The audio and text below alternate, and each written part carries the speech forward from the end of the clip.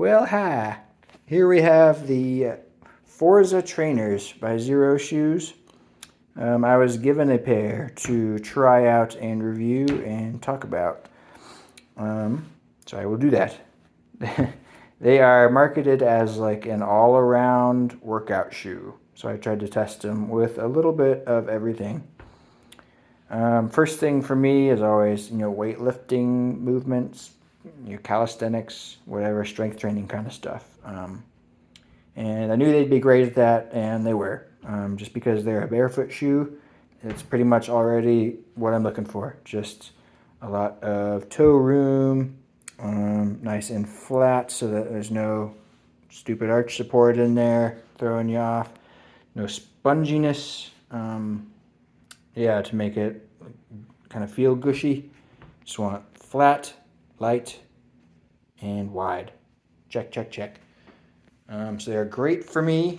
One thing to note is this strap kind of made me think of like a weightlifting shoe at first, but like an actual weightlifting shoe will elevate the heel. Not a barefoot shoe, a weightlifting shoe. If that was like solid under here. And that is to take out some of the range of motion when you're like squatting or especially doing like Olympic movements.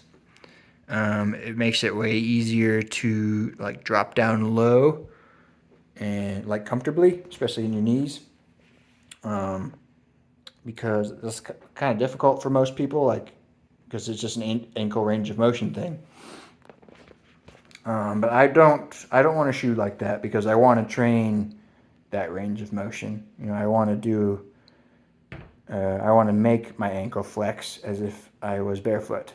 Right? I don't want that free range of motion given to me, especially since I'm not competing in any of those weightlifting or powerlifting kind of things. So if I was, I would do it. I definitely, because it would just make it easier. But for me, and if you have similar just like functional kind of goals, you probably just want a barefoot shoe for that. Perfect weightlifting shoe for me. Running, it was also excellent. I've never worn these like sock knit style running shoes before, where it's like the slip on. This is like one piece here, and it's stretchy. It's really nice. Yeah, it's like kind of a stretchy feel. When you're jogging, and it's kind of like stretching with you a little bit. It's just nice. You don't feel like you're getting like support without feeling like you're just lashed into your shoe, and it's like a tight feeling, right? But it moves with you the whole way. For sprinting, it's also good. Nice and flexible, so you can lean forward and sprint and drive off your toes, and it doesn't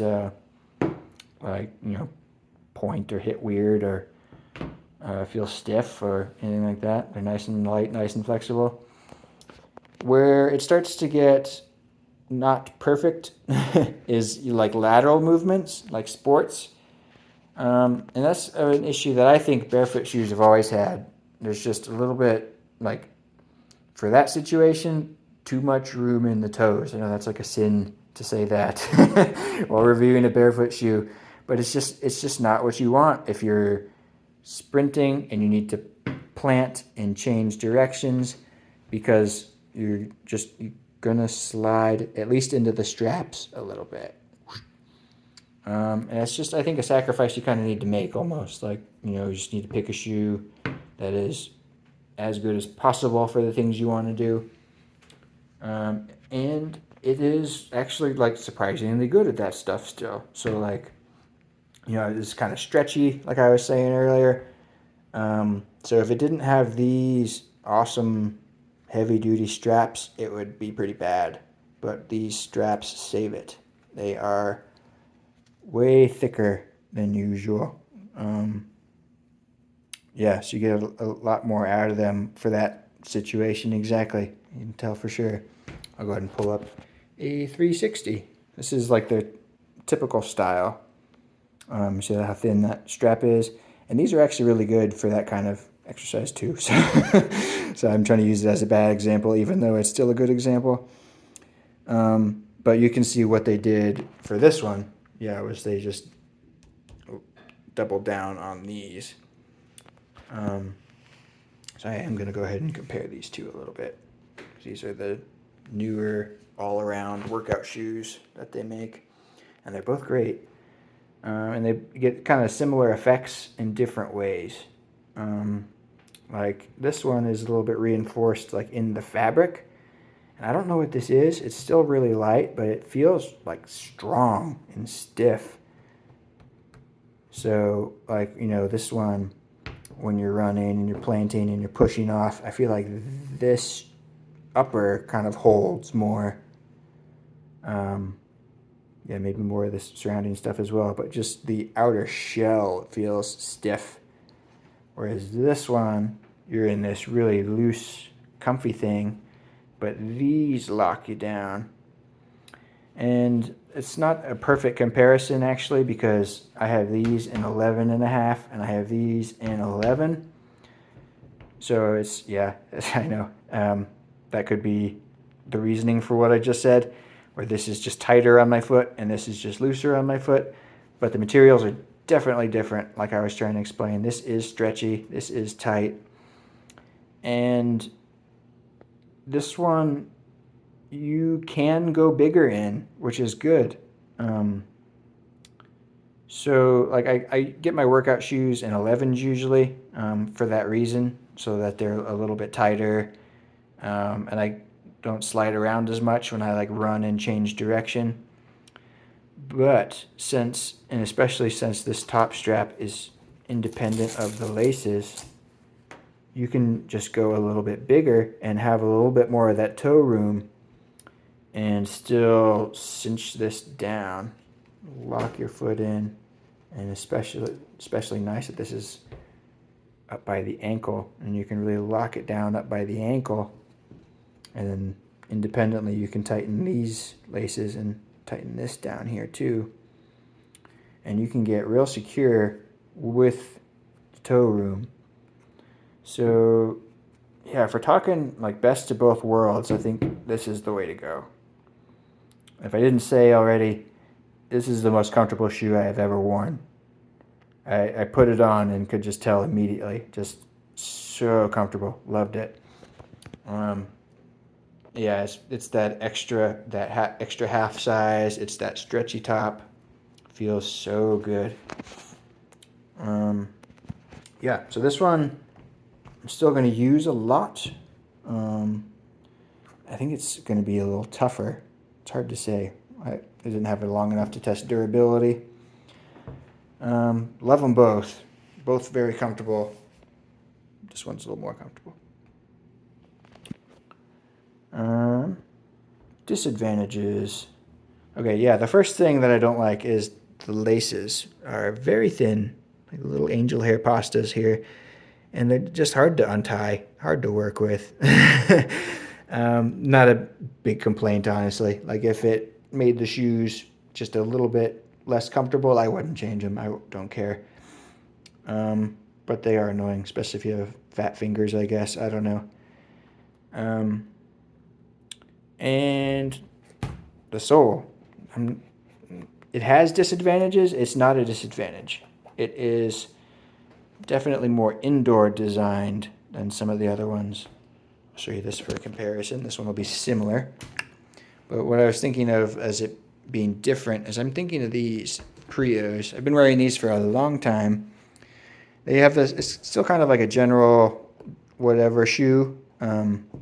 But I'm pretty sure this just feels like a little bit more of an outdoor sole. These are more lugs, and they're pretty deep.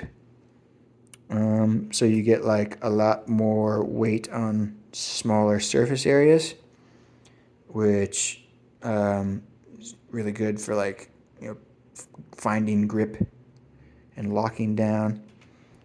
And I think it's a bit excessive on indoor things. like, on like a basketball court, which I think these are designed for. You see they're so much flatter, and they have like line indents. Even, these look similar, but they're not really cut out. It's like kind of halfway. So there's a lot more surface area on these on the floor, and I think that's because like you don't need it. You don't need that grip in indoor situations. And in fact, it's like a little bit too much, especially if you're trying to pivot. Like I think this here looks like it is designed for pivoting. I have that exact same thing on wrestling shoes, which I use to box. Whoops. And you see right where that goes right there is right where the foot turns. If you're up on your toes here and you're boxing, dancing around, and when you turn your foot to throw that punch, that's right where that pivot happens. So you see how they put that there because you want to allow that. You don't want to resist when you're trying to turn, right? You don't want it to skip and hug too much, and resist rotation, because your foot will move around in the shoe instead, or you're trying to rotate and that tension will go into your joints instead of the rotation happening on the floor. So yeah, these are just designed to be a little bit more moderate grip, better for indoor stuff. So pros and cons: better for indoor sports, and especially like rotating, and for me, like boxing or kicking. But that means they'll probably be a little bit worse on the trail, or like on the grass or in the woods. You see, it's just too slick for that, I think. But the Prios do pretty good out there. This does not look like it would do as well.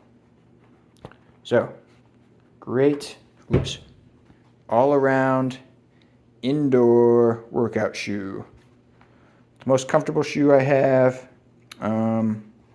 Yeah, nails the Barefoot experience. I think the best one at that. Gives me the most toe room for the grip. So yeah, one of my favorite shoes. 10 out of 10. Love it. Thank you, Xero.